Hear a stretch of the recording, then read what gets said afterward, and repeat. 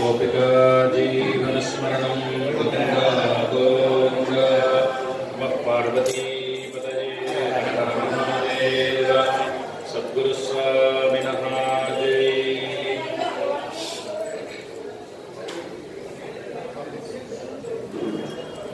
युद्धाद्वतं च विचेतनानि राष्ट्रीदेवानां निषसादमन्द्रा ततस्रवोर्जं दुदुहे पयागुंसि क्वस्सिदस्याः परमं जगामा वागीशाब्जासु मनसः सर्वार्थानां वक्रमे इन्नत्वा कृतकृत्यास्य भूतं नमामि गजाननं दोर्भिर्युक्ता तदुर्भिस्फटिकमणिमणिमक्षमाणां दधाना हस्ते नीकेन पद्मं सितमपि च शुकं पुस्तकं चापरेण भासाकुन्देन्दु शङ्खस्फटिकमणिनिभा भासमाना समाना सा मे वाग्देवतेयं निवसतु वदने सर्वदा सप्तकर्णा चतुर्दशविद्या सुरमतेजा सरस्वती सा देवी कृपया नश्यं जिह्वा सिद्धिं करोति च मूकं करोति वाचालं पङ्गुं लङ्घयते गिरिं कृपातमहं वन्दे परमानन्दमाधवम्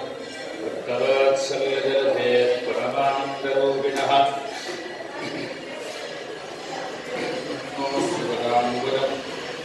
नारायणं नमस्कृत्य नरं चैव नरोत्तमं देवीं सरस्वतीं व्यासं ततो जयमुदीरयेत् नमो ब्रह्माय महते नमः कृष्णाय वेधसे ब्राह्मणेभ्यो नमस्कृत्य धर्मान् वक्ष्यामि शाश्वतानि।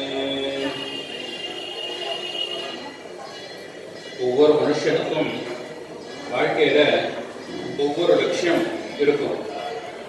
லட்சியத்தோடு வாழறவன் தான் மனுஷன் பேர். யாருக்குமே லட்சியம் இல்லாமல் நான் வாழ்க்கைய நடத்துறதில்லை. ஒவ்வொருத்தரும்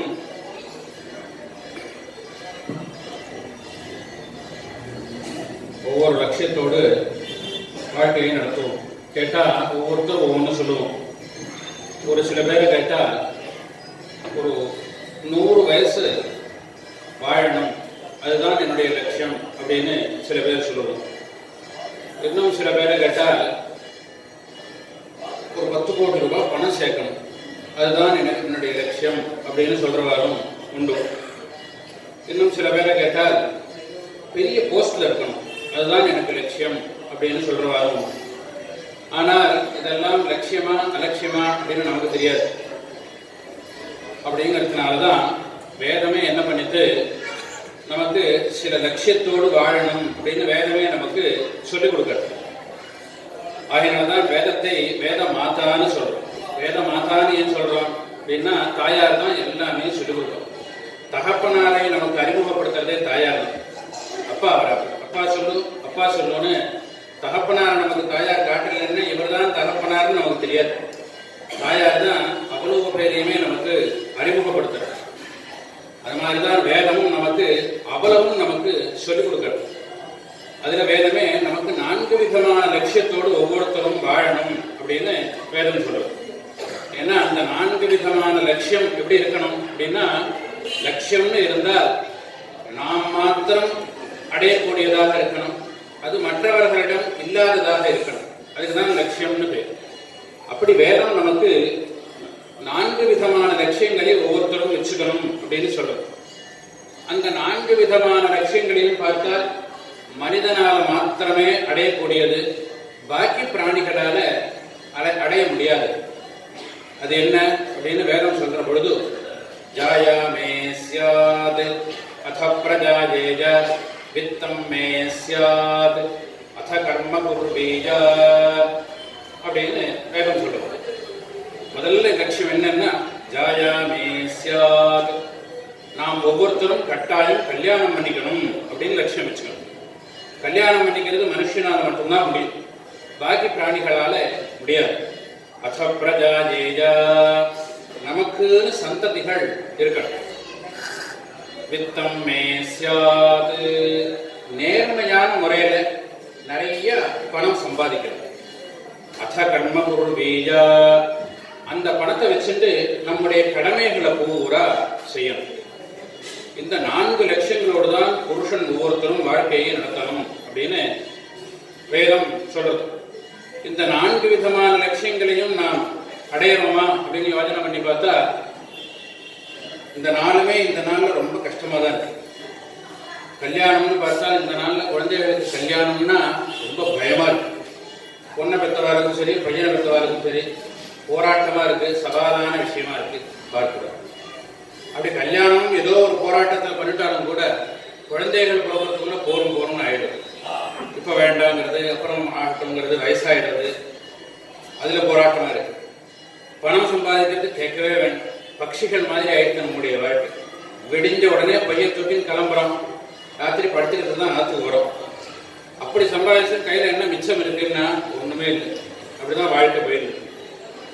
நம்முடைய கடமைகளை பூரா பண்ணிருக்கோமா அப்படின்னு திரும்பி பார்த்தா நிறைய பாக்கி இருக்கு. இது நாளுமே இன்றைய காலத்துல ஏதோ ஒரு விதத்துல கைவிடப்பட்டு போறது. அப்படி போகக்கூடாதுன்னு வேதம் நமக்கு ரொம்ப வலியுறுத்தி காட்டுறது. இந்த கடமைகளுக்கெல்லாம் நமக்கு அடிப்படையாக இருக்கிறது நம்முடைய வேதம் அப்படின்னு ரிஷிகள்லாம் ரொம்ப வலியுறுத்தி சொல்லியிருக்கான்னு தொடர்ந்து 3-4 நாளா பார்த்துன்னு வரோம். அதுல நேற்றைய தினம் ஒரு சரித்திரம் தொடர்ந்து பார்த்தோம். அந்த சரித்திரத்தினுடைய பாக்கிய இன்னைக்கு பார்க்க போறோம். அதற்கு முன்னாடி நம்முடைய வேதம் நிறைய நமக்கு உத்தரவுகளை போடுறது. இந்த காரியத்தை கட்டாயம் செய்யணும், இந்த முறையில தான் செய்யணும், இந்த அளவுல தான் செய்யணும் அப்படின்னு, இந்த காலத்துல தான் பண்ணணும் அப்படின்னு ரொம்ப வலியுறுத்தி நமக்கு சொல்றது. தேசம், காலம், கர்த்தா, கர்மான்னு 4. இந்த இடத்துல தான் பண்ணணும் அப்படிங்கிறதுக்கு தேசம்னு பேர். இந்த டயத்துல தான் பண்ணணும் அப்படின்னு சொல்றதுக்கு காலம்னு பேர். இவன் தான் பண்ணணும் அப்படின்னு சொல்றதுக்கு கர்த்தான்னு பேர். இந்த கர்மாவை தான் பண்ணணும் அப்படின்னு சொன்னால் அதற்கு கர்மான்னு பேர். இந்த 4க்கும் ரொம்ப வலியுறுத்தி வேதம் நமக்கு சொல்றது. இந்த 4களுக்கும் நமக்கு உள்ளது வேதம் தான். இந்த வேதம் சொல்ற வழியில தான் நாம செய்யணும். அத முன்ன பின்ன மாத்தி பண்ணினா தேவர்களாக இருந்தாலும் கூட அந்த காரியத்தை வெற்றி அடைய முடியாது அப்படின்னு வேதமே ஒரு சரித்திரம் மூலமாக நமக்கு காட்டுறது. அந்த சரித்திரத்தை தான் நாம் முதல்ல பார்க்க போறோம். வேதம் என்ன சொல்றதுன்னா, ஒரு கர்மாவையும் இப்படிதான் செய்யணும் அப்படின்னு எப்படி சொல்லியிருக்கோ அதன்படிதான் பண்ணணும். இது தேவதைகள், பித்ருக்கள், ரிஷிகள் அத்தனை பேருக்கும் பொதுவான, மனிதர்களுக்கும் பொதுவான, இதுல மாற்றுக்கிறதே கிடையாது. தேவர்கள் இந்த விஷயத்துல ஒரு இடத்துல ஒரு குறைவு பண்ணினத்தினால பெரிய நஷ்டத்தை அடைந்தார். அப்படி ஒரு சரித்திரம் சொல்றது வேதத்தில். அதாவது தேவாசுரா சஞ்சத்தா ஆசன், தேவதைகளுக்கும் அசுரர்களுக்கும் யுத்தம் நடந்த ஒரு சமயம். பெரிய யுத்தம். வலது பக்கம் பார்த்தால் தேவ சைன்யம், இடது பக்கம் பார்த்தால் அசுர சைன்யம். 2 சைன்யமும் பார்த்தால் கண்ணுக்கு தெரிஞ்ச வரையிலும் நிற்கிற அவ்வளவு பெரிய யுத்தம் நடக்கிறது. சப்ரஜாபதிந்திரன் ஜேஷ்டம் புத்திரமபன்யபர்த்தா. அந்த தேவ சைன்யத்துல ராஜா யாரு அப்படின்னா இந்திரன் தான் ராஜா. அந்த யுத்தத்துக்கு ஆலோசகராக யாரு அப்படின்னா பிரஜாபதி. பிரம்மாவான பிரஜாபதி தேவகணத்துல அந்த யுத்தத்துக்கு ஆலோசகராக இருக்க. அப்படி யுத்தம் நடக்கிறது. பார்த்தார் பிரஜாபதி, நடக்கிற யுத்தத்தை பார்த்தா பயங்கரமா இருக்கு. யோஜனை பண்ணினார், இந்த யுத்தத்துல ஏதோ ஒரு விதத்துல இந்த இந்திரனுக்கு அடிபட்டுதான யுத்தம் தோல்வி அடைஞ்சிடும் அப்படின்னு பிரஜாபதி என்ன பண்ணினார், இந்திரனை கூப்பிட்டு எங்கேயாவது ஓடி போய் ஒளிஞ்சுக்கோ அப்படின்றார். திடீர்னு பாதி யுத்தத்துல.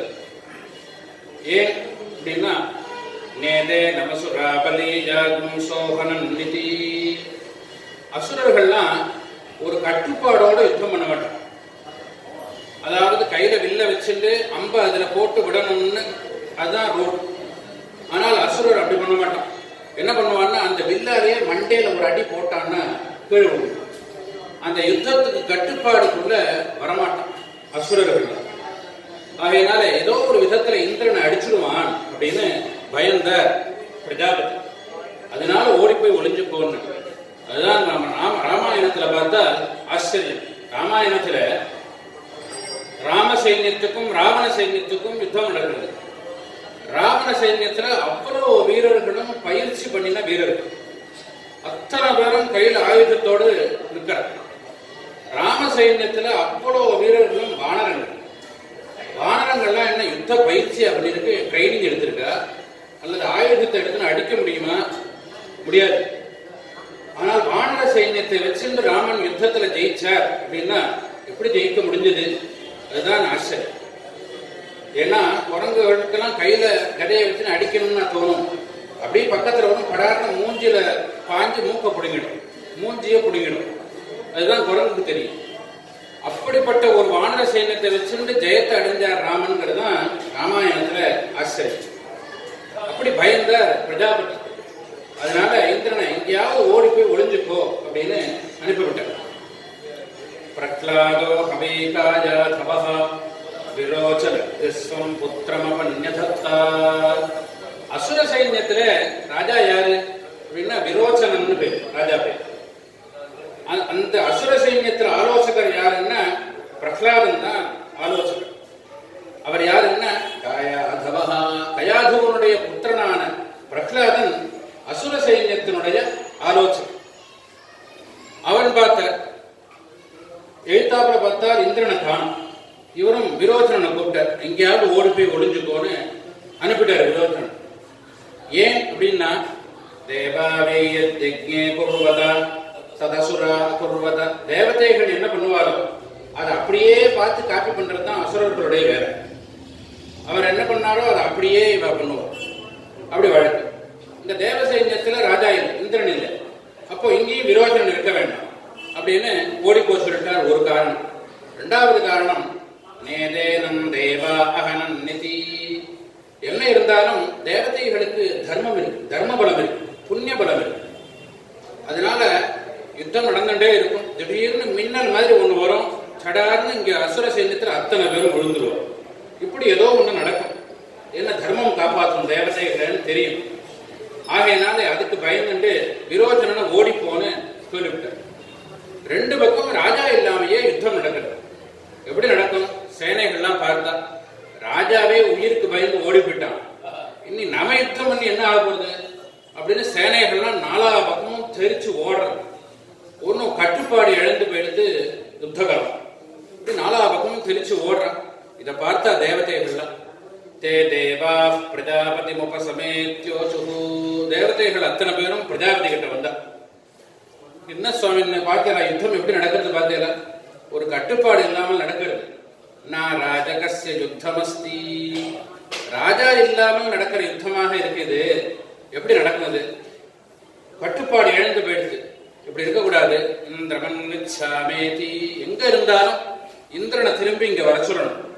அப்போதான் இந்த யுத்தம் சரியான முறையில நடக்கும், நமக்கு ஜெயம் வரும்.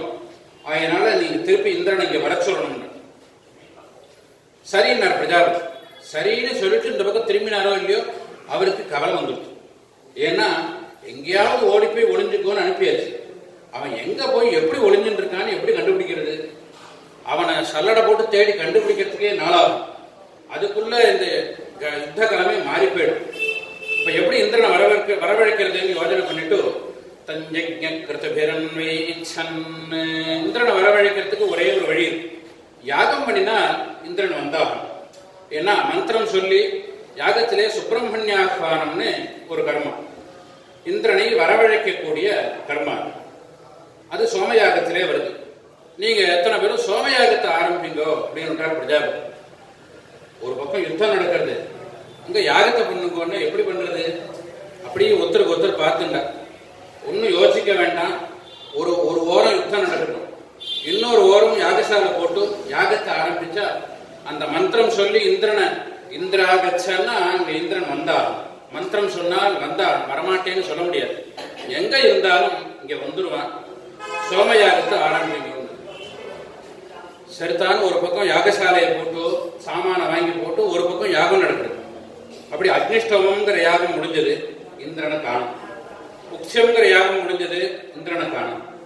அத்திராத்திரமே 3 யாகம் ஆயிடுச்சு, இந்திரனை காணவே காணும்.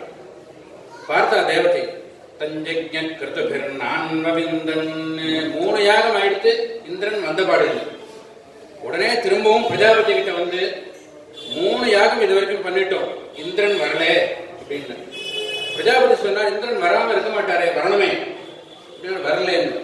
நீங்க எந்த முறையில பண்ணினீங்க, யாகம் எப்படி நடந்தது சொல்லுங்க அப்படின்னு. ஏன்னா பிரஜாபதி யாகம் பண்ணுங்கன்னு சொல்லி அனுப்பி 1 வாரம் தான் ஆகுது, 7 நாள் ஆயிருக்கு. 7 நாள்ல 3 யாகம் எப்படி ஆகும்? ஒரு யாகம்ங்கிறது 5 நாள் பண்ணணும், குறைஞ்சபட்சம் 5 நாள் ஒரு யாகம் அப்படின்னு வச்சா கூட 15 நாள் ஆகும் 3 யாகம். 7 நாள்ல 3 யாகம்ங்கிறது நம்ப முடியாம இருக்கு, எப்படி பண்ணுறேன்னு கேட்க. அப்போ தேவதைகள்லாம் சொன்னா, யாகம்னா உடனே அனுஜ்ஞை சங்கல்பம் கிரகப்பிரதி இப்படி பண்ணிட்டு இருந்தா, யுத்தம் நடந்துட்டு இருக்கு, அங்க எல்லாம் கூட்டு நாந்தி பண்ணிட்டு இருந்தா அது அங்க எப்படி இருக்கும்? அதனால நாங்க என்ன பண்ணோம், யாகத்துல எது ரொம்ப முக்கியமோ அதை மட்டும் நாங்க பண்ணினோம் அப்படின்னு தேவதைகள் சொல்லுவோம். 5 நாள் யாகத்தை 2 நாளா பண்ணிட்டோம். பண்ணினா 6 நாள்ல 3 யாகம் ஆயிடுத்து. அதனாலதான் இந்திரன் வரல அப்படின்னு பிரஜாபதி. ஏன்னா முறை தப்பி பண்ணிருக்கு.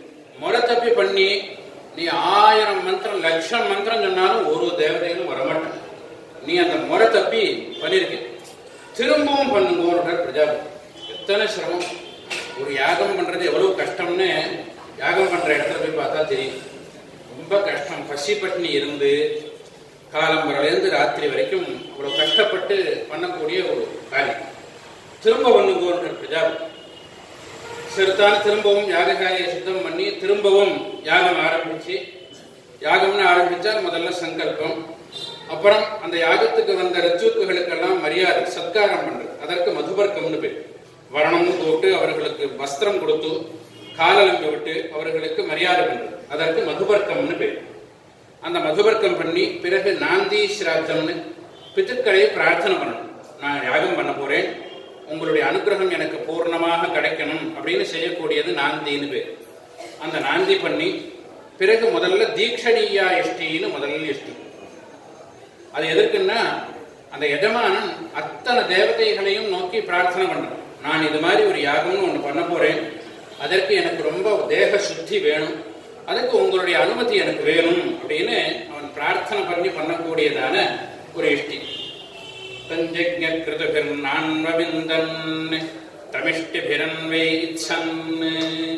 அந்த தீக்ஷணீயா இஷ்டி அப்படிங்கிற இஷ்டி ஆரம்பிச்சு பண்ணினான்.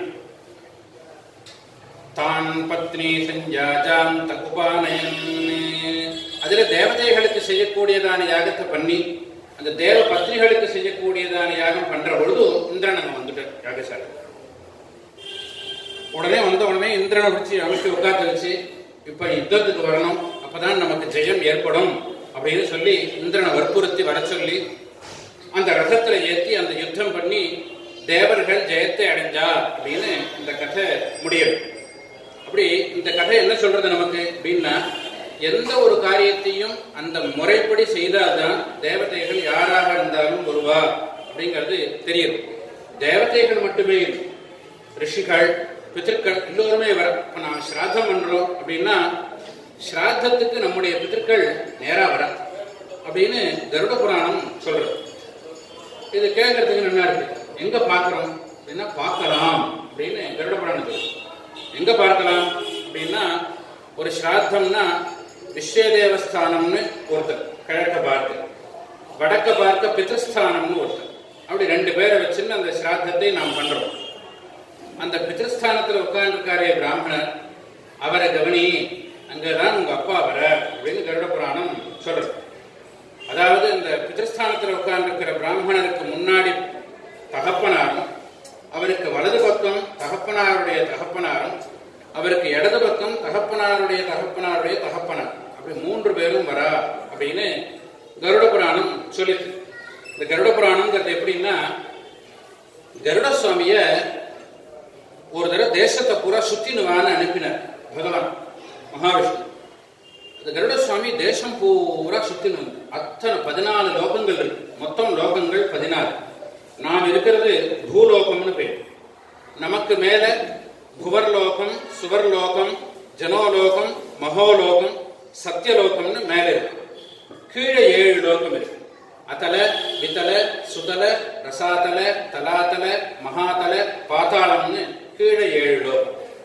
நாம் இருக்கக்கூடிய லோகத்துக்கு பூலோகம்னு பேர். இந்த கீழ் லோகத்துக்கும் மேல் லோகத்துக்கும் என்ன வித்தியாசம் அப்படின்னா,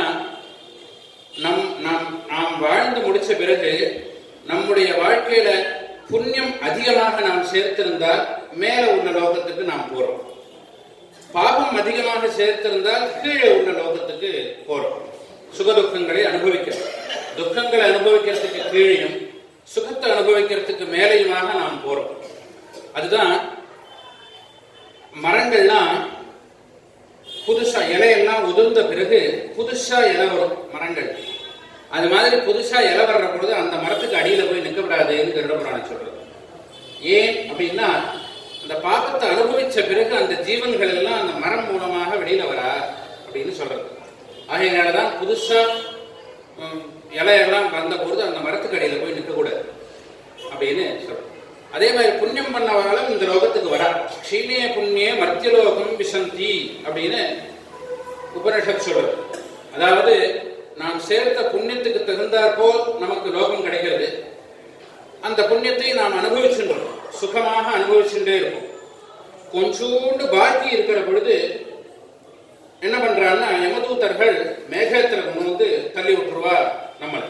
அப்படிதானே, நாம் ஒரு க்ஷேத்திரத்துக்கு போறோம் அப்படின்னா கையில பைசா நிறைய எடுத்துன்னு போவோம். அங்க போயிட்டு சுவாமி தரிசனம் எல்லாம் ஆன பிறகு கையில் இருக்கிற பைசாவை அங்க இருக்கிறவர்கள் விநியோகம் பண்ணின பிறகு திரும்பி ஊருக்கு வர்றதுக்கு சார்ஜ் வச்சுட்டு செலவு பண்ணணும். எல்லாத்தையும் செலவு வச்சுட்டா நாமும் சேர்ந்து பிச்சை எடுக்க முடியாயிடும். திரும்ப ஊருக்கு வந்து சேர்றதுக்கு பைசாவை வச்சுட்டு நாம் செலவு பண்றது மாதிரி ஒவ்வொரு ஜீவனும் திரும்ப இங்க வர்றதுக்கு புண்ணியத்தை பாக்கி வச்சுட்டு அனுபவிக்கிறோம். அந்த புண்ணியம் பாக்கி இருக்கிற பொழுது மேகத்துல வந்து விடுறான். மேகத்திலிருந்து மழையாக பூமிக்கு வரான். அவன்கிட்ட இருக்கக்கூடிய புண்ணியம் நல்ல புண்ணியமாக இருந்ததுன்னா வயல்ல விடுறான். வயல்ல விழுந்து அது தானியமாக வந்து மனிதனுடைய உடலுக்கு வந்து மனுஷனாக பிறக்கிறான். அல்லது அந்த புண்ணியம் நல்ல புண்ணியமாக இல்லை அப்படின்னா, எங்கேயாவது ரோடுல மழை பெய்யும், அந்த ரோடுல இருக்கும், அது புல்லாக முளைக்கும், அதை குதிரையோ மாடோ சாப்பிடும், அப்புறம் குதிரையாக பிறக்கணும். அந்த குதிரையில ஜென்மாவை அனுபவிச்சு திரும்பி போய் இப்படி சுத்தரம். அதுதான் கருட புராணம் 999 தடவை பிறந்து இறந்த பிறகு 1000வது பிறவையாக ஒவ்வொருத்தரும் மனிதனாக பிறக்கிறான் அப்படின்னு கருட புராணம் சொல்றது. அவ்வளவு உயர்ந்த பிறவி இந்த மனுஷ ஜென்மா அப்படின்னு காட்டுறது. அப்படிப்பட்ட உயர்ந்த ஜென்மாவை நாம் எடுத்துக்கணும். ஆகையினால்தான் இந்த ஜென்மாவை வீண் பண்ணக்கூடாது, கூடிய வரையிலும் நல்ல காரியம் பண்ணணும், நல்ல காரியம் பண்ணணும்னு ஏன் இவ்வளவு தூரம் வலியுறுத்துறது அப்படின்னா இதுதான் காரணம். அப்படி நாம் அந்த ஸ்ராத்தத்துல அந்த பிராமணர் சாப்பிடுற பொழுது பாரு, உன்னுடைய தகப்பனார் உனக்கு தெரியவ அப்படின்னு சொல்றது கருட புராணம். அப்படி கருட புராணம் எப்படி ஆரம்பமாச்சுன்னா, கருட சுவாமி 14 லோகத்தையும் சுத்திண்டு ஒரு மாதிரியா இங்க வந்த பகவான் இடத்துல, என்ன கருடா எல்லா லோகத்துக்கும் போயிட்டு வந்துட்டியா? போயிட்டு வந்துட்டேன், எனக்கு சந்தேகம் ரொம்ப ஜாஸ்தியா போயிடுது அப்படின்னு. உனக்கு என்ன சந்தேகம் சொல்லு, நான் பதில் சொல்றேன் பகவான். அப்போ சொன்ன, நான் அப்படியே எல்லா லோகங்கள்லையும் சுத்தின்னு வந்தேன். எல்லா லோகங்கள்லையும் ஒன்றும் பெருசா வித்தியாசம் இல்லை, எல்லாம் ஒரே மாதிரி தான் இருக்கு. பூலோகத்துல மாத்திரம் சில சம்பவங்களை பார்த்தேன். என்னன்னா, அவனவன் சம்பாதிச்ச ஐஸ்வர்யத்தை வச்சுட்டு அவனவன் சுதந்திரமாக அத்தனையும் சாதிச்சது மாதிரி ஒவ்வொருத்தரும் வாழ்ந்துட்டு இருக்கான். அவன் வாழ்ந்து முடிச்ச பிறகு அந்த தேகத்தை அவன் கீழே போட்டுறான். அந்த கீழே விழுந்த தேகத்தை வச்சுட்டு என்னென்னவோ பண்றா நான் பார்த்தேன் அப்படின்னா கருடசுவாமி. அந்த சரீரத்தை வச்சுட்டு ஏதோ சில காரியங்கள் எல்லாம் பண்ணி அதை அக்னியில போட்டு அப்புறம் அந்த ஜீவனுக்கு உத்தேசிச்சு நிறைய காரியங்கள் எல்லாம் பண்றா. அதை பார்த்த உடனே எனக்கு நிறைய சந்தேகம் இருந்தது. என்ன, இந்த காரியத்துக்கும் அந்த ஜீவனுக்கும் என்ன சம்பந்தம்? இந்த காரியம் அந்த ஜீவனுக்கு எப்படி போய் சேர்றது? அந்த ஜீவன் இந்த பலனை எப்படி எடுத்துக்கிறான்? அந்த ஜீவன் எங்க போறான்? எப்படி இந்த புண்ணியத்தை அனுபவிக்கிறான்? எங்க போறான்? எப்படி போறான்? இவ்வளவு கேள்விகள் எனக்கு இருக்கு, நீங்க தான் பதில் சொல்லணும் அப்படின்னு கருட சுவாமி கிட்ட கேட்க, கருட சுவாமி பகவான் இடத்துல கருட சுவாமி கேட்க, பகவான் இந்த கருட புராணத்தை ஆரம்பிச்சு சொல்ற. அப்படி ஆரம்பமானது கருட புராணம். அதுல பிதர்கள் நாம் செய்யக்கூடிய பிதர்கர்மாக்கள்ல பிதர்கள் வரா அப்படின்னு பகவான் சொன்ன உடனே கருட சுவாமி சொன்னார், நீங்க சொன்னா பொய்யா இருக்காது, அது உண்மையாதான் இருக்கும், ஆனா நம்பவே முடியலையே என்னால. ஏன்னா அவன் வச்சிருக்கிற தேகத்தையோ கீழே போட்டுட்டான்.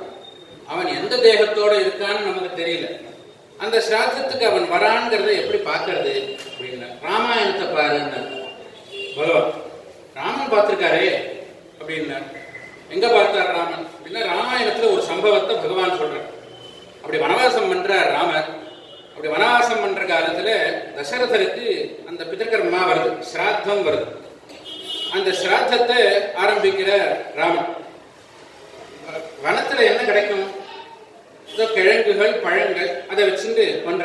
ராமன் கத்திரியன் இல்லையோ, அவர் வசதிக்கு தகுந்த மாதிரி பண்ண வேண்டாமோ அப்படின்னா, அவருடைய வசதி என்னவோ அது மாதிரி பண்ணணும். அப்படிதான் நம்முடைய ரிஷிகளும் அப்படிதான் சொல்றாங்க. ஸ்ராத்தம் பண்ணணும் அப்படின்னா ஒவ்வொருத்தரும் எப்படி அந்த ஸ்ராத்தத்தை பண்ணணும் அப்படின்னு நம்முடைய சாஸ்திரம் சொல்றதுன்னா, பஞ்சலோகம் கொடுத்து பண்ணணும் அப்படின்னு சொல்றது. பஞ்சலோகம்னா தங்கம், வெள்ளி, பித்தளை, செம்பு, வெங்கலம், இந்த 5 உலோகம் கொடுத்து ஸ்ராத்தம் பண்ணணும். இந்த 5 உலோகங்களும் கொடுக்கிற அளவுக்கு வசதி இல்லை அப்படின்னா ஏதாவது ஒரு உலோகமாவது கொடுக்கணும். அந்த வசதியும் இல்லை அப்படின்னா வேஷ்டி மட்டுமாவது கொடுக்கணும். அந்த வசதியும் இல்லைன்னா பூனல் மட்டுமாவது கொடுக்கணும். அப்படி நிறைய சொல்லியிருக்கு.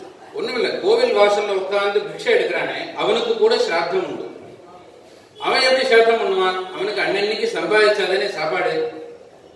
அவனுக்கு எப்படி ஸ்ராத்தம் அப்படின்னா, அவனுக்கு தகுந்தா போல ஸ்ராத்தம் நம்முடைய மகரிஷிகள் சொல்லியிருக்காங்க. அவன் எப்படி ஸ்ராத்தம் பண்ணணும்னா, அந்த ஸ்ராத்த தினத்தன்னைக்கு 11:30 மணிக்கு மேல நேரா பக்கத்துல உள்ள குளத்தங்கரைக்கோ நதிக்கரைக்கோ போகணும்.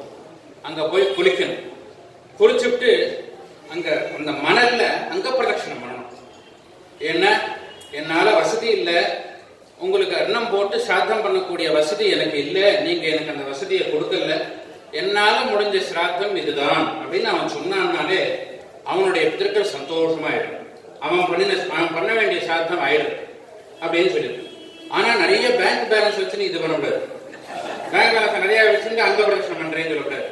ஏன்னா பிதர்களுக்கு தெரியும் இவனுக்கு எவ்வளவு பேலன்ஸ் இருக்குன்னு அவளுக்கு தெரியும். அதனால நம்முடைய வசதிக்கு தகுந்த மாதிரி அந்த சிராத்தத்தை பண்ணணும் அப்படின்னு சொல்லியிருக்கு. அது மாதிரி ராமன் வனவாசம் பண்ற, அவர்கிட்ட என்ன இருக்கு? கிழங்குகள், பழம் தான் இருக்கு. அந்த கிழங்குகள், பழங்கள் எல்லாம் எடுத்துட்டு வந்து வச்சுட்டு 2 மகரிஷிகளை சொல்லியிருக்காரு சிராத்தத்துக்கு. அந்த 2 ரிஷிகள் அங்க வந்திருக்காங்க, வந்து உட்காந்துருக்கு. அப்படி சிராத்தம் ஆரம்பிச்சு 2 பிராமணா போஜனம் பண்ணிட்டு இருக்கா. இப்போ சீதையை கூப்பிட்டு பரமாற சொல்லி சொல்றேன். அப்படி சீதை பரமாறின்றே இருந்த சீதை சடார்னு என்ன நினைச்சாலும் தெரியல, சட்டுன்னு அந்த தட்டை அப்படியே கீழே வச்சுட்டு உள்ள ஓடி போயிட்டு. இவர்கள் பேசப்படாது. அந்த பிராமணர்கள் மௌனேன சுகேன போக்தவ்யம் அப்படின்னு கேட்டுப்பார். சாத்தம் பண்றவர் சாப்பிடும்போது பேசக்கூடாது, மௌனமா சாப்பிடணும் அப்படின்னு கேட்டுக்கிறார். அதனால ரிஷிகள் சாப்பிட்டு முடிச்சாச்சு, மேற்கொண்டு போடணும். அவர்களுக்கு என்ன பண்றதுன்னு தெரியல, மௌனமா உட்கார்ந்து. ராமன் எதிர்த்தியா திரும்பி பார்த்தா 2 பேரும் உட்கார்ந்துருக்கா. சீதையை காணும். சீதைன்னு கூப்பிட்டார், வரல. உடனே ராமனே எழுந்துன்னு போய் ராமனே பரமாறி அந்த சாத்தத்தை ராமனே முடிச்ச. சீதை உள்ள போனவள் வெளியில வரவே இல்லை. ராமனே எல்லாம் அந்த சாத்தத்தை முடிச்சு அந்த பிராமணர்களுக்கு ரொம்ப சந்தோஷம், நீங்க வந்து நடத்தி கொடுத்தது அப்படின்னு அவர்களுக்கு உபச்சாரங்கள்லாம் பேசி அவர்களை அனுப்பிச்சு வச்சுட்டு ராமன் உள்ள வந்து பார்த்தா சீதை அழுதுன்னு இருக்கார். என்ன சீதை இப்படி பண்ணிட்டியா? அப்படி பண்ணலாமா? நான் 2 மகர்ஷிகளை சொல்லியிருக்கேன் ஸ்ராத்தத்துக்கு, 2 ரிஷிகள் வந்திருக்க, அவரிடத்துல நாம் தப்பு பண்ணலாமா? நீ அது மாதிரி பாதியில பரமாறின்று இருந்தவள் ஏன் பாதியில அப்படி வந்த? அவர்களை அவமானப்படுத்தினதாக நினைக்க மாட்டாளா? நல்லது பண்றோமோ இல்லையோ, கெட்டது பண்ணக்கூடாது அப்படின்னு ராமன் சொல்ற. அது கேட்ட உடனே இன்னும் அதிகப்படியா அழ ஆரம்பிச்சுட்டா சீதை. ஏன் அழற? உடம்பு ஏதாவது சரியில்லையா? என்ன சொல்லு, எதுவா இருந்தாலும் சொல்லுன்னு. அப்போ சீதை சொன்னா, இல்ல பரமாறின்று இருந்த பொழுது ஒரு மகர்ஷியின் இடத்துல உங்க அப்பாவை பார்த்தேன் அப்படின்னு சொன்னான். அப்படியான அந்த வார்த்தையை கேட்ட உடனே ராமனும் சேர்ந்து அழ ஆரம்பிச்சுட்டான். அப்படியா, அப்பாவை பார்த்தியா? என்கிட்ட ஒரு வார்த்தை சொல்லியிருக்க கூடாதோ? நானும் பார்த்திருப்பேனே அப்பாவை. நான் பார்க்கவே இல்லை, கடைசி காலத்துல அவரை பார்க்கக்கூடிய பாக்கியம் நான் பண்ணல.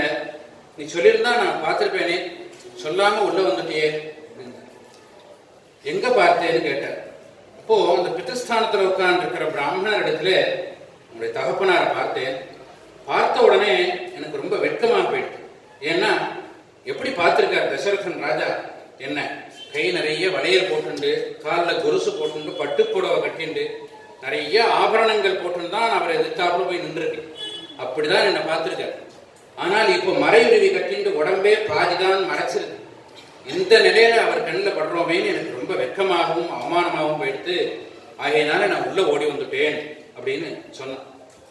அப்படியா, அடாடா, நீ பெரிய பாக்கியம் பண்ணிருக்கே, இப்ப கூட அப்பாவை நீ பார்த்திருக்கியே, நான் பார்க்கும்படியான புண்ணியத்தை நான் பண்ணலையேன்னு ராமன் அழுதுட்டு, ராமன் கேட்ட, சரி நீ பித்ருஸ்தானத்துல உட்கார்ந்த பிராமணர் இடத்துல பார்த்தேன்னு சொல்றையே, நம் சாஸ்திரம் என்ன சொல்றது தெரியுமா? பரமாறும் பொழுது சாப்பிட்றவருடைய முகத்தை பார்க்க கூடாதுன்னு சாஸ்திரம். நீ எப்படி அவருடைய முகத்தை பார்த்தேன்னு கேட்டார் ராமன். நீ பரமாறும் பொழுது அவர்களுடைய முகத்தையே பார்க்க கூடாது, நீ ஏன் பார்த்தேன்? அப்ப சொன்னா சீதை, இல்ல உங்க அப்பா வந்தது எனக்கு எப்படி தெரிஞ்சது தெரியுமா? அப்பாவுக்கு ஒரு பழக்கம் உண்டு, என்னன்னா சாப்பிடும் பொழுது இடது கையை கீழே ஊனிண்டு தான் சாப்பிடுவேன், அப்படி பழக்கம். நான் அப்படி பரமாறும் பொழுது அந்த பிதஸ்தானத்தில் உட்கார்ந்து பிராமணரை பார்த்தா அதே போல இடது கையை கீழே ஊனிண்டு சாப்பிட்டேன். எனக்கு தசரதருக்கே பரமாறுறது மாதிரி எனக்கு ஒரு அனுபவம் இருந்தது. ஆகையினாலே நான் பார்த்தால் தசரதரே உட்கார்ந்துருக்க சிரிச்ச முகமா சந்தோஷமா சாப்பிட்டு இருந்த, எனக்கு தான் அவமானமாக போயிடுதுன்னு சொல்லி அழுதா சீதை. ராமனும் அழுது, ஆஹா, நாம பண்ணின சாதத்துக்கு நம்முடைய தகப்பனாரே நேரா வந்து இன்னைக்கு சாதத்தை வாங்கிட்டு போயிருக்காருன்னு நினைச்சா ரொம்ப சந்தோஷமா இருக்கு. நாம் இன்னைக்கு பண்ணின சாத்தம் சரியான முறையில செய்ததாக ஆட்சின்னு சந்தோஷப்பட்டார் ராமன்னு இந்த சரித்திரத்தை பகவான் கருட சுவாமிக்கு சொல்ற. ராமாயணத்துல ராமன் பார்த்திருக்காருப்பா அப்படின்னு கருட சுவாமிக்கு மகாவிஷ்ணு சொல்ற. அப்படி நாம் பிதற்காரியத்தை பண்ற பொழுது பிதற்களும் நேரா வரும். ஆனால் அந்த முறையில நாம் செய்தோமானால் அவர்கள் கட்டாயம் வருவார் அப்படிங்கிறத இந்த வேதத்துல உள்ள சரித்திரமும் இந்த கருட புராணத்துல உள்ள சரித்திரமும் நமக்கு வலியுறுத்தி சொல்றது. அப்படி எந்த ஒரு கர்மாவை பண்ணினாலும் அந்த முறையில பண்ணணுங்கிறது ரொம்ப முக்கியம். அதுல நேற்றைய தினம் ஒரு சரித்திரம் பார்த்துன்னு வந்தோம் தொடர்ந்து, சிமந்தகோபாக்கியானம்னு. அதுல பகவான் கிருஷ்ணனுக்கு ஒரு கெட்ட பெயர் வந்தது, ஒரு மணியை திருடின கெட்ட பெயர். அதை எப்படியோ போராடி அந்த மணியை திருப்பவும் மீண்டு கொண்டு வந்து சத்ராஜித்துக்கிட்ட கொடுத்துட்டார் பகவான். கொடுத்துட்டு வந்து யோஜனை பண்ணினார், நமக்கு ஏன் இப்படி ஒரு கெட்ட பெயர் வந்தது அப்படின்னு யோஜனை பண்ற பொழுது நாரத சுவாமி வந்தார். நாரத சுவாமி கிட்ட கேட்ட, எனக்கு இப்படி ஒரு கெட்ட பெயர் வந்ததுக்கு என்ன காரணம் அப்படின்னு கேட்ட உடனே அவர் நாரத சுவாமி அதற்கு காரணம் சொல்றார். நான் அதுக்கு காரணம் சொல்லட்டுமா? சதுர்த்தி அன்னைக்கு நீங்க சந்திரனை பார்த்துட்டே, அதுதான் காரணம்னு நாரத சுவாமி. அப்படியா, ஏன் சதுர்த்தி அன்னைக்கு சந்திரனை பார்க்கப்படாதான்னு கேட்டேன். பார்க்கப்படாது, ஏன்னா அதற்கு ஒரு சரித்திரம் இருக்கு, உங்களுக்கு தெரியும், நான் ஞாபகப்படுத்துறேன் அப்படின்னு சொல்லிட்டு நாரத சுவாமி அந்த சரித்திரத்தை சொல்றார். என்னன்னா, அப்படி கைலாசத்துல அத்தனை தேவதைகளும் பரமேஸ்வரனை பார்த்துட்டு எல்லோரும் திரும்பி வர, அப்படி வர்ற பொழுது சந்திரனும் வர கூட, சூரியன் சந்திரன் எல்லோரும் வர, மகாகணபதியும் வர. அப்படி வந்து எல்லோரும் பேசிண்டே வர்ற பொழுது இந்த மகாகணபதியை பார்த்த உடனே பெருசா சிரிச்சுட்டான் சந்திரன். மகாகணபதி பார்த்து அவருக்கு சட்டுன்னு கோபம் வந்து சந்திரான கூப்பிட்டு, ஏன் சிரிச்சே இப்போ அப்படின்னு கேட்டார். இல்ல இல்ல ஏதோ நினைச்சுன்னேன் சிரிப்பு வந்துடுதோ அப்படின்னு. இல்ல என்னன்னு சொல்லுன்னு. நான் சொன்னா நீங்க கோச்சுக்க கூடாதுன்னு. கோச்சுக்க மாட்டேன் சொல்லுன்னு. இல்ல உங்க உருவத்தை பார்த்த உடனே எனக்கு சிரிப்பு வந்துடுத்து, கத்திரிக்காய்க்கு கையும் காலும் முளைச்சது மாதிரி இருக்கு, அதை பார்த்த உடனே எனக்கு சிரிப்பு வந்துடுத்து, நான் சிரிச்சுட்டேன், நீங்க தப்பா நினைச்சுக்கூடாது அப்படின்னு. அப்படியா, நீ இன்னைக்கு என்ன பார்த்து சிரிச்சே இல்லையா, இன்னைக்கு உன்னை யாரெல்லாம் பார்க்கறனோ அவன் குழப்ப சிரிப்பா தான் போயிட்டு வாங்க மகாநதி. அடாடா, இப்படி ஒரு தப்பு பண்ணிட்டோமேன்னு பிரார்னு பிள்ளையாருடைய காலில் விழுந்து மன்னிப்பு கேட்டான் சந்திரன். இப்படி சொல்லக்கூடாது, ஏதாவது எனக்கு இதுக்கு மாற்று வழி சொல்லணும், பரிகாரம் சொல்லணும்னு கேட்டான். அப்போ சொன்னார், நான் உனக்கு ஒரு பனிஷ்மெண்ட் கொடுக்குறேன், என்ன பண்ணணும்னு சொல்லுங்க பண்றேன். தலையில குட்டிக்கு ஒண்ணு பிள்ளையார், என்ன விக்கட்டகான்னு பிள்ளையார் இருக்கு, எதுவா இருந்தாலும் அவர் ஒரு வித்தியாசமா தான் பண்ணுவார், அதற்கு பலனை அதிகமாக கொடுத்துடுவார் பிள்ளையார். ஔவையாருடைய கதையில பார்த்தா தெரியும். ஔவையார்னு ஒரு பாட்டி, அந்த பாட்டி பிள்ளையார் பக்து, சின்ன வயசுல இருந்தே பிள்ளையார ரொம்ப ஆராதி, பிள்ளையார் இடத்துல ரொம்ப பக்தி. அந்த அம்மாவுக்கு ஒரு ஆசை, காசி யாத்திரை போயிட்டு வரணும்னு ஆசை அந்த அம்மாவுக்கு. யாராவது காசி யாத்திரை அழைச்சிட்டு போனா பரவாயில்ல அப்படின்னு நித்தியம் பிள்ளையார பூஜை பண்ற பொழுது நான் காசி யாத்திரை போகணும், காசி யாத்திரை போகணும்னு பிள்ளையார்ட்ட பிரார்த்தனை பண்ணிட்டே இருக்கும் வழக்கம். அப்படியே அந்த அம்மா ஒரு நாளைக்கு பூஜைக்கு எல்லாம் ஏற்பாடு பண்ணிட்டு இருக்கிற பொழுது மணிச்சத்தம் கேட்டு, ஏதோ மனுஷத்தம் கேட்கறதுன்னு வாசல்ல வந்து பார்த்தால் அந்த தேசத்து ராஜா யானையில வந்துருக்க. வந்து கீழே இறங்கி பாட்டியை பார்த்த உடனே இறங்கி உள்ள வந்தான். வரணும் வரணும் ராஜன்னு, என்ன விசேஷம் இங்க வந்திருக்கேடே, ஏதாவது விசேஷமானு கேட்டேன். இல்லை, நான் காசி யாத்திரை போயிட்டு இருக்கேன், உங்களை பார்த்து நமஸ்காரம் பண்ணிட்டு போகணும்னு வந்தேன் அப்படின்னு வந்த உடனே, ஆஹா எனக்கும் ஒரு ஆசை இருக்கு, நானும் காசி யாத்திரை போகணும்னு ரொம்ப நாளா நினைச்சிட்டு இருக்கேன் அப்படின்னு. அப்படியா, ரொம்ப சந்தோஷம், வாங்கும், நான் யானையில அழைச்சின்னு போறேன், உங்களையும் சேர்த்து அழைச்சின்னு போறேன், வாங்குவோம். நான் ராஜா ஒரு 10 நிமிஷம் உட்காரு, இந்த பூஜையை முடிச்சுட்டு வந்துடுறேன் உட்காருன்னு சொல்லிட்டு அவசர அவசரமா உள்ள போனா அவ்வையார். பிறகு உள்ள போய் குளிச்சுட்டு பூஜை சாமான்லாம் எடுத்து வச்சு பரபரன்னு பண்ணேன். இதை உட்காந்து பார்த்துட்டே இருந்தார் பிள்ளையார். அவசர அவசரமா பண்ணிட்டே இருந்தார்.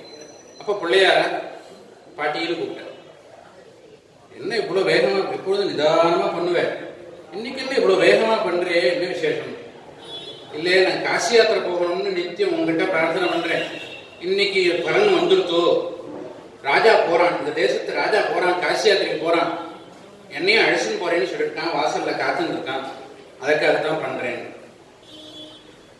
உனக்கு காசி யாத்திரை போகணும் அவ்வளவுதானே, நான் உன்னை அழைச்சின்னு போறேன், நீ எப்பொழுதும் பண்ற மாதிரி பூஜையை பண்ணுன்னு பிள்ளையார். அந்த பாட்டிக்கு மனசே இல்லை, அடாடா வர்ற வாய்ப்பை தவற விட வேண்டியிருக்கேன்னு யோசிக்காத, நான் உன்னை அழைச்சின்னு போறேன், ராஜாவை போக சொல்லுன்ட்டேன் பிள்ளையார். சரி, நமக்கு பிராப்தம் இருந்தா கிடைக்கட்டும் அப்படின்னு பிள்ளையார் இந்த ஔவையார் வாசலுக்கு வந்து ராஜா கிட்ட, ராஜன் எனக்கு நாழி ஆகும் பூஜை பண்றதுக்கு, நீங்க கிளம்பி போங்கோ, நான் அப்புறம் எனக்கு பிராப்தம் இருந்தா கிடைக்கட்டும் அப்படின்னா. என்ன பாட்டி, முன்னாடியே சொல்லியிருக்கப்படாதான், நான் பாதி தூரம் போயிருப்பேனே, இவ்வளவு நாழி ஆயிட்டு அப்படின்னா சலிச்சுன்னா ராஜா.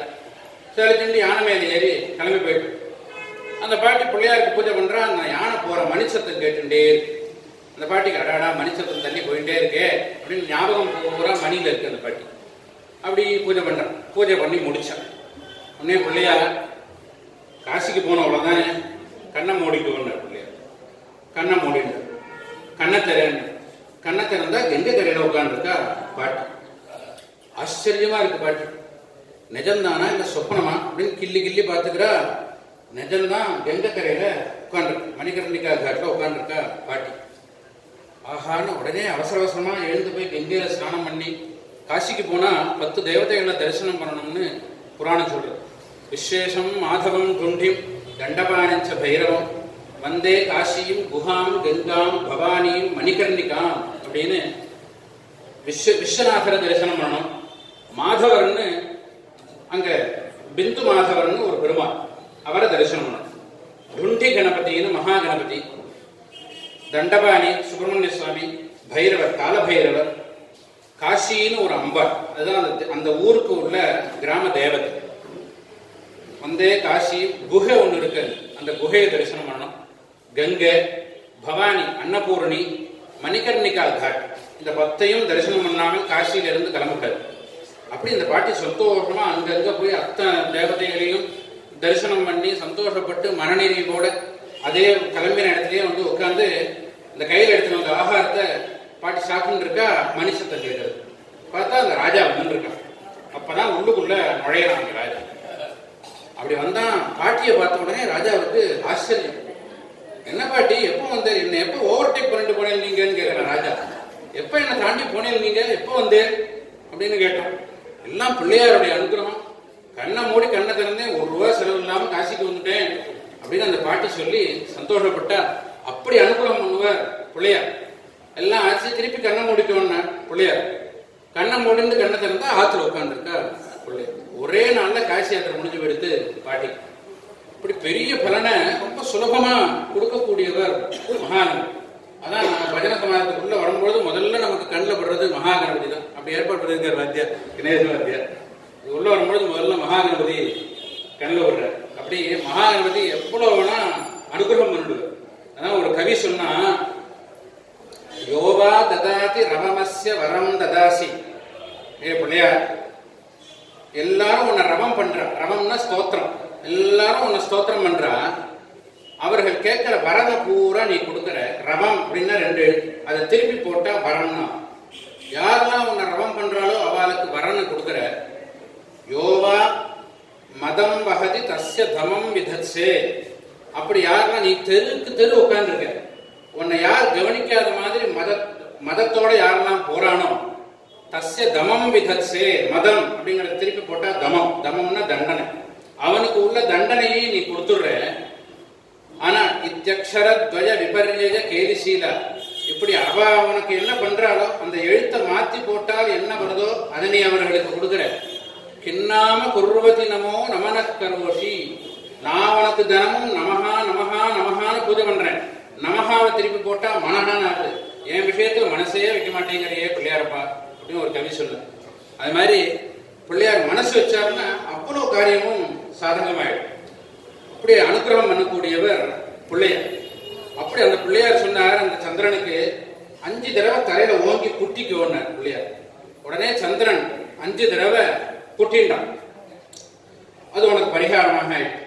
யாரெல்லாம் என்னை நோக்கி எந்த காரியத்தை ஆரம்பிக்கும் பொழுது தலையில குட்டிக்கிறாளோ அவளுக்கு எந்த இடையூறும் வராது அப்படின்னு மகாகணபதி அனுகிரகம் பண்ணினார். அப்படி சந்திரனை முதல்ல பண்ண சொல்லி பிள்ளையார் சொல்லி கொடுத்த முறை தான் இந்த சுக்லாம்பரதனம்ங்கிறது அப்படின்னு புராணம் சொல்றது. அப்படி இந்த சுக்லாம்பரதனம் சொல்லி பிள்ளையார நினைச்சுக்கிறது அப்படின்னு வழக்கத்தை முதல்ல கொண்டு வந்தது மகாகணபதி தான் அப்படின்னு புராணம் நமக்கு சொல்றது. அப்படி இது ரொம்ப முக்கியமான ஒரு விஷயம். இந்த சுக்லாம்பரதனம்ங்கிறதுல அவ்வளோ சூக்ஷ்மம் இருக்கு. அப்படி இது எல்லோருக்குமே உண்டு, ஆண்கள் பெண்கள்னு அத்தனை பேருக்குமே இந்த சுக்லாம்பரதனம்ங்கிறது உண்டு. அப்படி இந்த சுக்லாம்பரதனம்ங்கிறத வேதம் நமக்கு எப்படி சொல்லித்தோ அதை இந்த புராணம் நமக்கு இந்த அளவுக்கு விரிவாக நமக்கு காட்டுறது. அப்படி இது ரொம்ப முக்கியமான ஒரு விஷயம். அடுத்ததாக நாம் பார்க்க போறது என்னன்னா ஸ்திரீ தர்மங்கிறத ரொம்ப முக்கியம். ஏன்னா பெண்கள் கடைபிடிக்க வேண்டிய தர்மங்கள் ரொம்ப முக்கியமான விஷயம். ஏன்னா ஒரு குடும்பத்துக்கும் அடிப்படையாக உள்ளது ஒவ்வொரு ஸ்திரீகளும் தான். ஸ்திரீகள் ஆரோக்கியமாக இருந்தால்தான் அந்த குடும்பமே ஆரோக்கியமாக இருக்கும். ஸ்திரீகள் ஆரோக்கியமாக இல்லைன்னா குடும்பம் நொடிச்சு போயிடும். குடும்பம் நடக்கிறதுன்னா புருஷனுக்கு உடம்பு சரியில்லைன்னா கூட அந்த பெண்கள் குடும்பத்தை நடத்துவார்.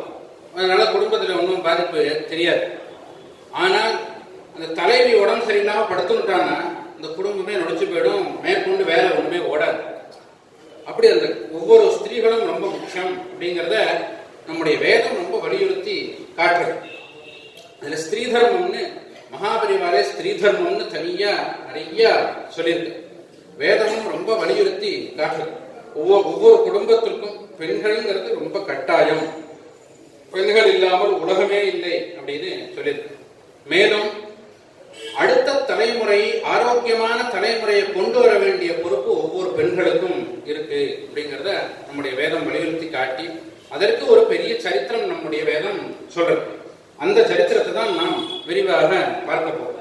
அது என்ன சரித்திரம்னா, ஒவ்வொரு பெண்களுக்கும் இந்த மாத விளக்குன்னு வரும், மாசம் தூரம் வருது. இது இந்த பெண்களுக்கு எப்படி ஏற்பட்டது அப்படின்னு வேதம் ஒரு சரித்திரம் சொல்லுது. ரொம்ப முக்கியமான சரித்திரம் இது. பெண்களுக்கு எப்படி வந்தது, இதனால் அவர்கள் அடையக்கூடிய லாபம் என்ன, அந்த சமயங்கள்ல இருக்க வேண்டிய கட்டுப்பாடுகள் மீறினால் என்ன நஷ்டம் அப்படிங்கிறத வேதமே கதையின் மூலமாக காட்டுது.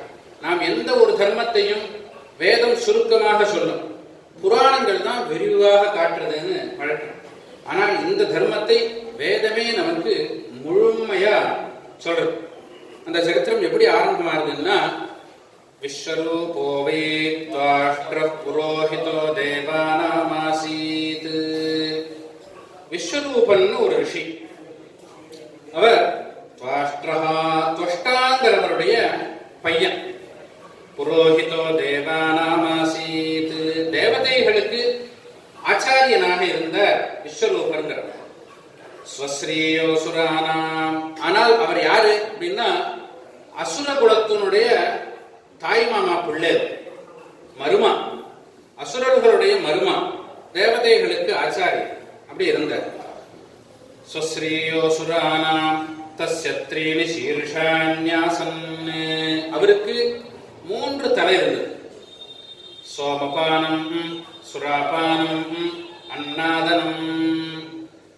அந்த 3 தலை எதுக்கு அவர் வச்சுட்டு இருந்தார் அப்படின்னா, ஒவ்வொரு வஸ்துக்களையும் ஒவ்வொரு தலையினால சாப்பிடுவார். சோமபானம் அப்படின்னா ரொம்ப உயர்ந்த வஸ்துக்கள்லாம் சாப்பிட்டால் ஒரு வாயமா சாப்பிடுவார். சுராபானம், அது பாக்கி வஸ்துக்கள், மத்தியம் முதலிய வஸ்துக்கள், போதை கொடுக்கக்கூடிய வஸ்துக்களை சாப்பிடுறது ஒரு தலைநாள். அன்னாதனம், தானியங்கள் இவைகள்லாம் சாப்பிடுறது ஒரு தலைநாள். அப்படி வச்சுட்டு இருந்த சப்ரத்யக்ஷம் தேவேபியோ பாகமவதது, தேவதைகள் என்ன பண்ணினாலும் அங்க ஆச்சாரியனாக இருப்பார், அந்த காரியத்தை நடத்தி கொடுப்பார்.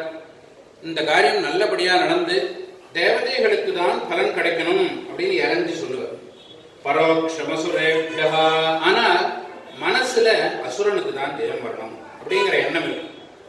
இங்க பேசும்போது தேவதைகளுக்கு தான் ஜெயம், உங்களுக்கு தான் ஜெயம் அப்படிங்கிறது அந்த பக்கம் பாரு.